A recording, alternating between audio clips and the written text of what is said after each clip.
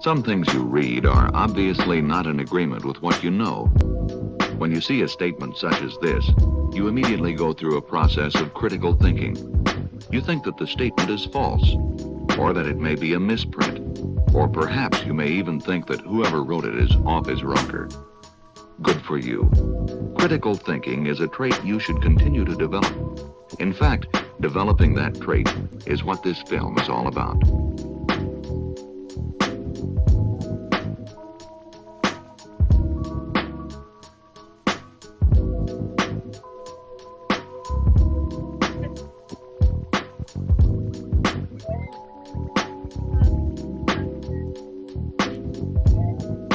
Critical thinking is an active process which requires an open mind, a mind searching for truth and understanding.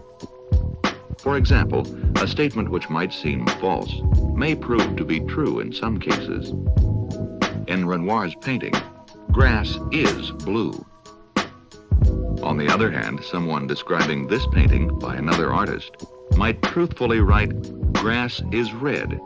From the writer's point of view, it is. Let's read the poem Silver by Walter de la Mare, applying what we've just learned about the importance of the writer's viewpoint. Slowly, silently, now the moon walks the night in her silver shoon.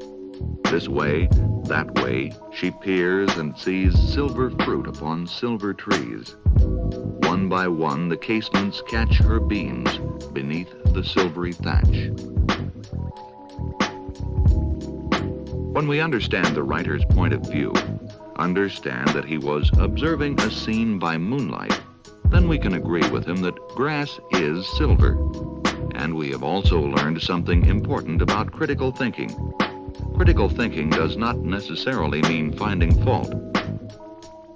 It means thinking about the truth, and what is true from one point of view may not be true from another.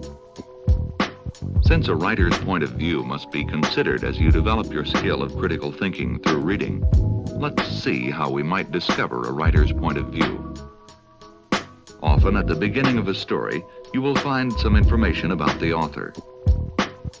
Two Big Bears is part of a book called Little House in the Big Woods by Laura Ingalls Wilder.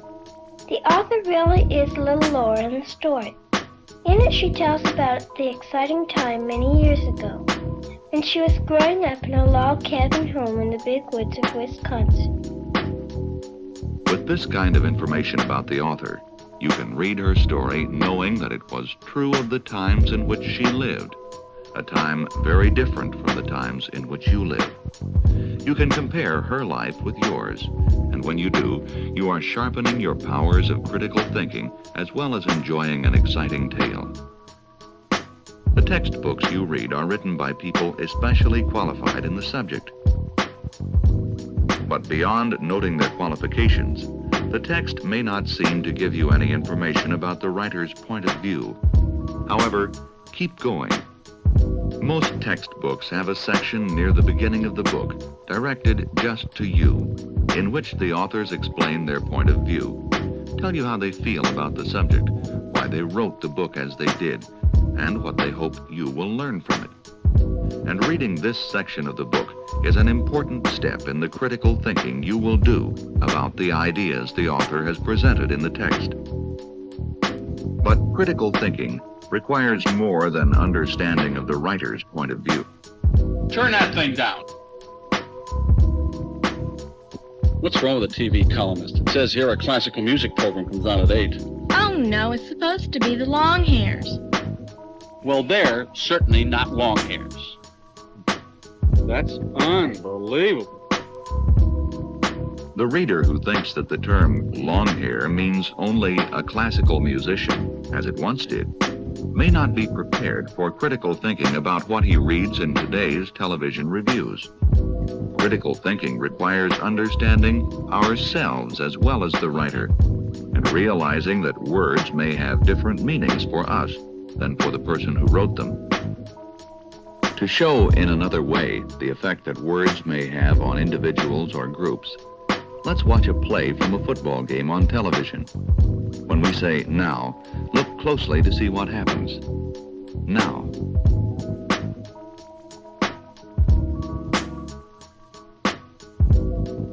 Did you see what happened? Maybe we'd better look at it again.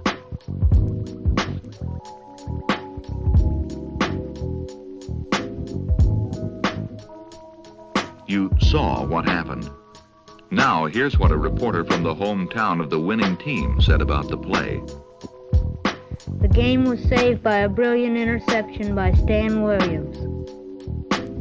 And now, here's the report of the play you saw as it appeared in the hometown paper of the losing team.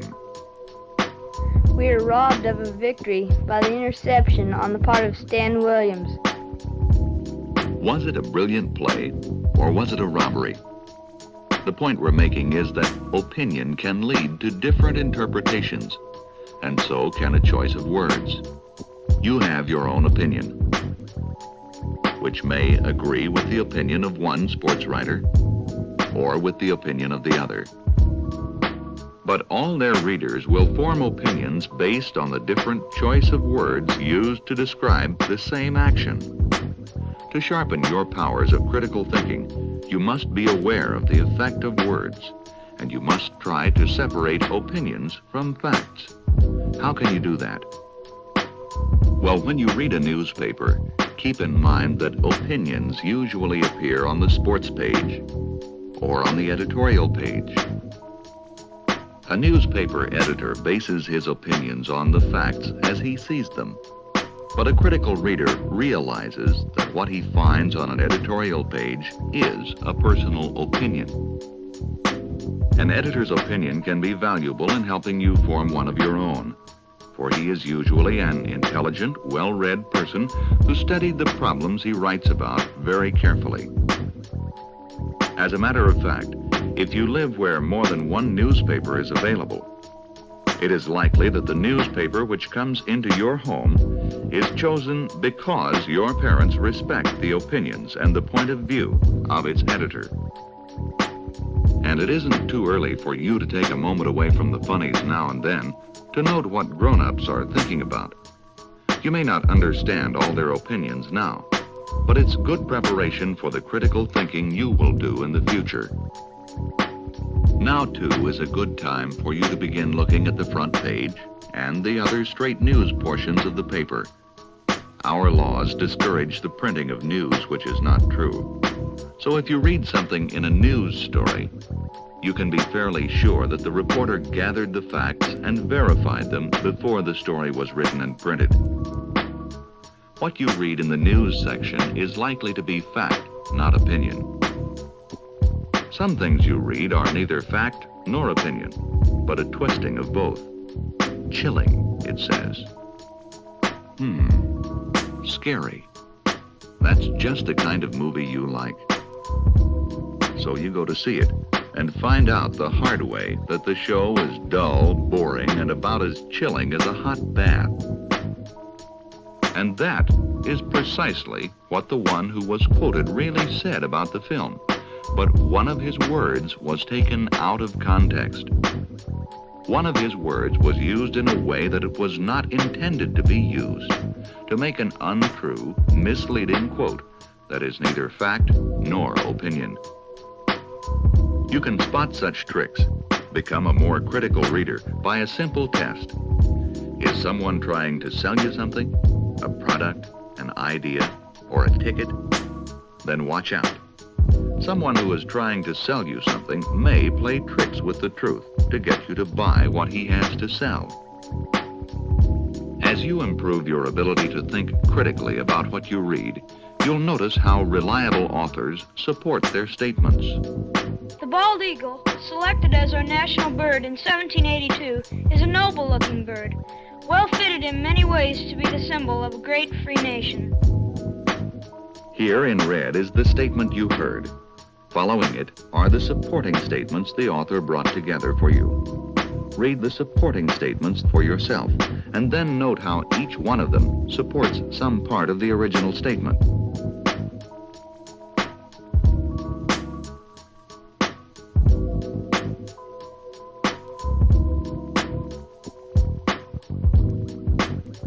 And by the way, congratulations.